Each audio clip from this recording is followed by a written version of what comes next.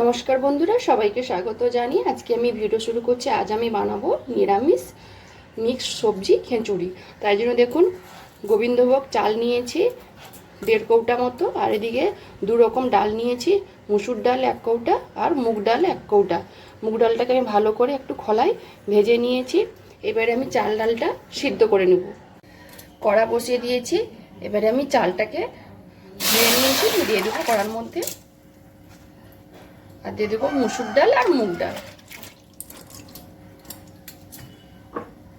পরিমাণ মতো নুন আর একটু হলুদ গুঁড়ো। ভালো করে এটাকে আমি আগে সিদ্ধ করে নেব।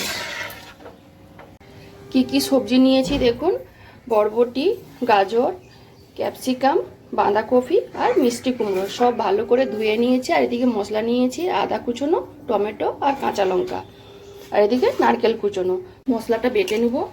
টমেটো, আদা আর কাঁচা লঙ্কা একসাথে আমি বেটে নেব। এবারে আমি সবজিটা ভেজে নেব। কড়ার মধ্যে পরিমাণ মতো সরষের তেল দিয়ে দেবো।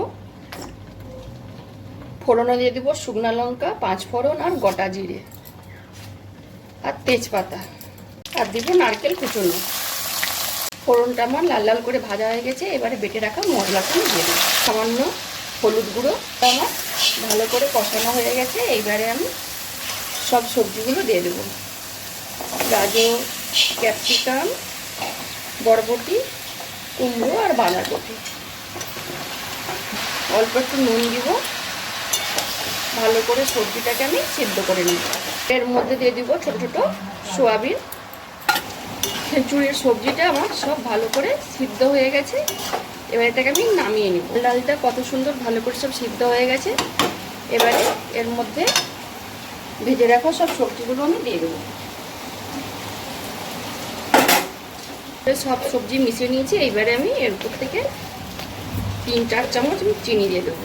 খিচুড়িটা আমার হয়ে গেছে। এইবারে উপর থেকে দিয়ে দেবো আমি 1 চামচ জিরে ভাজা গুঁড়ো, আর দিব চীনাবাদাম আগে থেকে আমি ভেজে নিয়েছিলাম,